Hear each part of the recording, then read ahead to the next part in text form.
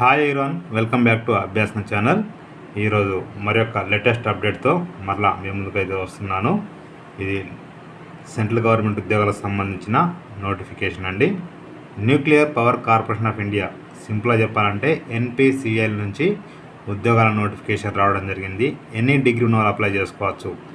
ఈ ఉద్యోగాలు సెంట్రల్ గవర్నమెంట్కి సంబంధించినవి కాబట్టి తెలంగాణ, ఆంధ్రప్రదేశ్ విద్యార్థులు అందరూ కూడా అప్లై చేసుకోవచ్చు. ఇక వీడియో కనుక పూర్తిగా చూసినట్లయితే వివరాలను తెలుసుకుందాం. నేను ఇచ్చే ఇన్ఫర్మేషన్ మీకు నచ్చితే తప్పకుండా అభ్యాసన ఛానల్ సబ్స్క్రైబ్ చేసుకోండి.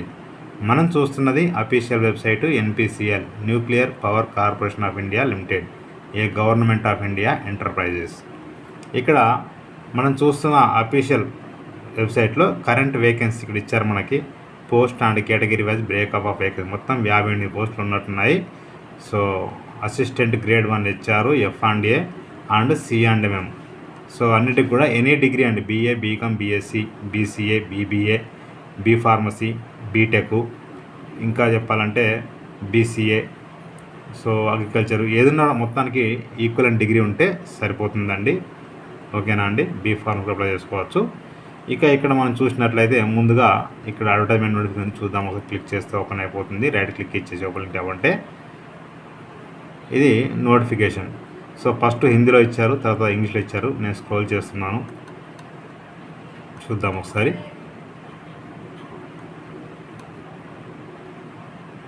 ఇక మనకు ఇది ఇక్కడ ఇంగ్లీష్ స్టార్ట్ అవుతుంది. ఓకేనా అండి, ఇది ముంబైలో ఉంటుంది.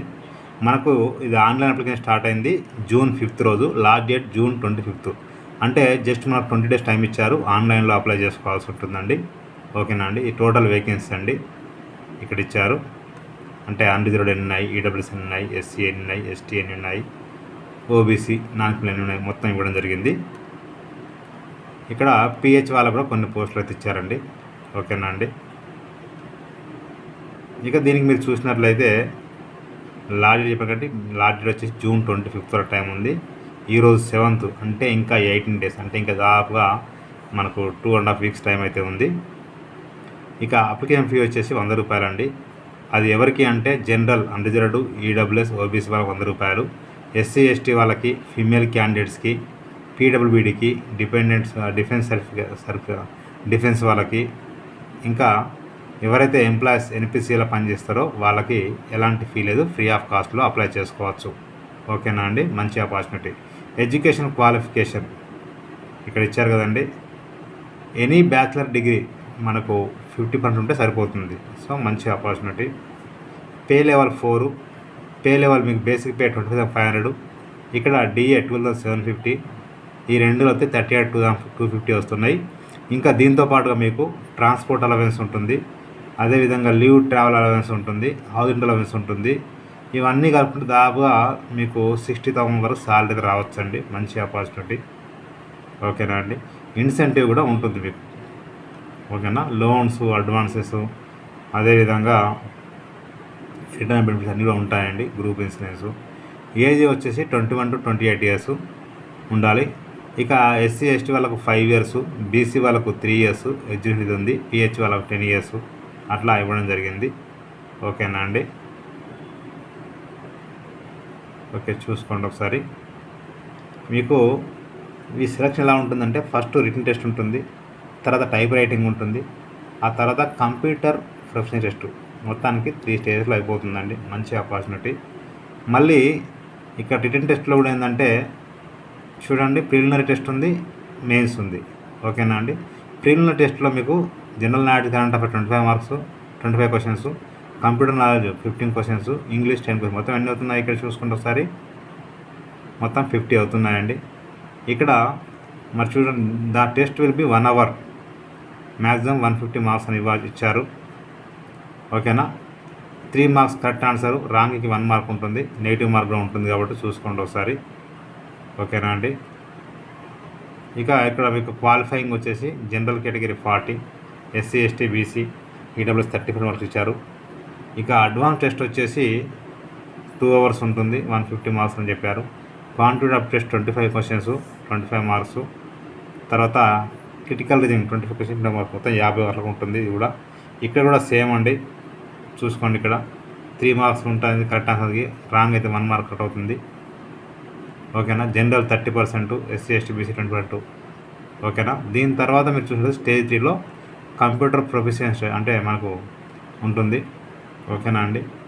స్కిల్ టెస్ట్ ఉంటుంది. సో ఈజీగా మనం గేటింగ్ అవ్వచ్చు, ఎందుకంటే బ్యాంకింగ్ అందరూ చూసుకోవచ్చు అండి. మీకు ట్రావెలింగ్ అలవెన్స్ ఎవరైతే ఎస్సీ ఎస్టీ వాళ్ళు ఎగ్జామ్ రాయడానికి వెళ్తారో వాళ్ళకి అమౌంట్ కూడా ఇస్తారండి. మీకు రానుపోని ఛార్జీలకు డబ్బులు కూడా ఇవ్వడం జరుగుతుంది. ఓకేనా అండి. వెళ్ళేటప్పుడు మీ టికెట్ తీసుకొని వెళ్తే సరిపోతుంది. తర్వాత skill test, date of birth certificate, 10th inter ఇవన్నీ తీసుకుని వెళ్ళాల్సి ఉంటుంది. క్వాలిఫికేషన్ సర్టిఫికేట్స్ ఒరిజినల్ అవన్నీ కూడా తీసుకొని వెళ్ళాల్సి ఉంటుంది. ఇది ఆన్లైన్లో అప్లై చేసుకోవాల్సి ఉంటుంది, ఆఫ్లైన్లో అయితే లేదండి. ఫోటోగ్రాఫు, సిగ్నేచరు ఇవన్నీ కూడా స్కాన్ చేసి అప్లోడ్ చేయాల్సి ఉంటుంది. ఓకేనా అండి. ఇంకేం డౌట్ ఉంటే మొత్తం మీరు చదువుకోవచ్చు ఒకసారి క్లారిటీగా. ఇది పూర్తి నోటిఫికేషను. ఏమైనా డౌట్స్ ఉంటే ఇక్కడ మీకు ఇక్కడ కాంటాక్ట్ అవ్వండి అని చెప్పేసి లింక్ ఇచ్చినట్టున్నారు, ఇక్కడ మీరు చూసుకోవచ్చు. ఇక దీనికి సంబంధించి next apply online registration click చేస్తే ఓపెన్ అయిపోతుంది. ఓకేనా అండి. ఇక్కడ ఓకే అండర్స్టాండ్ అంటే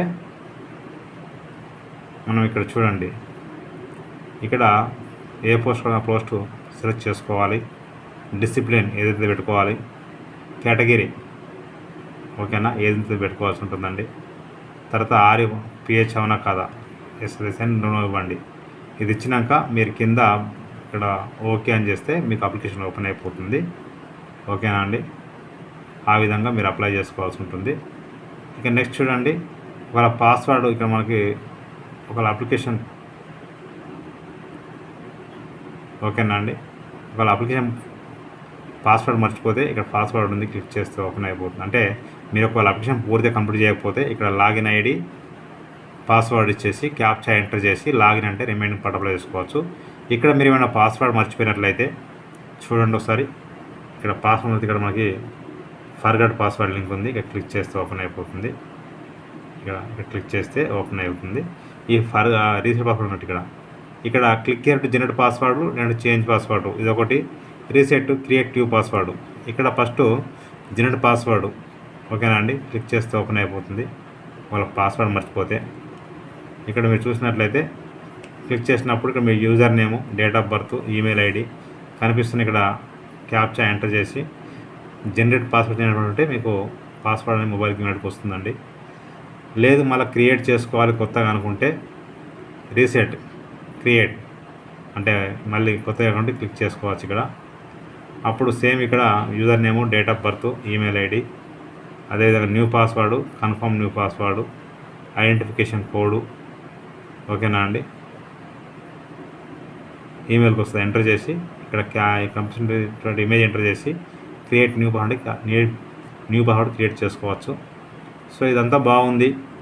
మీరు ఇక్కడ ఒకవేళ లాగిన్ ఐడి మర్చిపోతే ఒకవేళ ఇన్ కేస్ అప్పుడు ఎలా, అప్పుడు ఇక్కడ చూడండి ఫర్గట్ యూజర్ నేమ్, ఇదే లాగిన్ ఐడి అంటాం, క్లిక్ చేస్తే ఓపెన్ అయిపోతుంది. ఇక్కడ డైరెక్ట్ మీ యొక్క email ID, date of birth, select post కనిపిస్తుంది, ఇమేజ్ ఎంటర్ చేసి రిక్వెస్ట్ యూజర్ నేమ్ అంటే మీ యొక్క user name login ID mobile ఈమెయిల్కి వస్తుందండి. ఇంకా ఏదైనా డౌట్ ఉన్నా కూడా ఇక్కడ చూడండి హౌ టు అప్లై ఉంది, క్లిక్ చేస్తే ఓపెన్ అయిపోతుంది.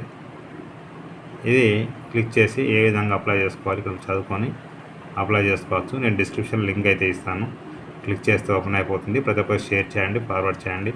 మీకు నచ్చితే మీరు లైక్ చేయండి, షేర్ చేయండి, కామెంట్ చేయండి, సబ్స్క్రైబ్ చేయండి. Thank you so much.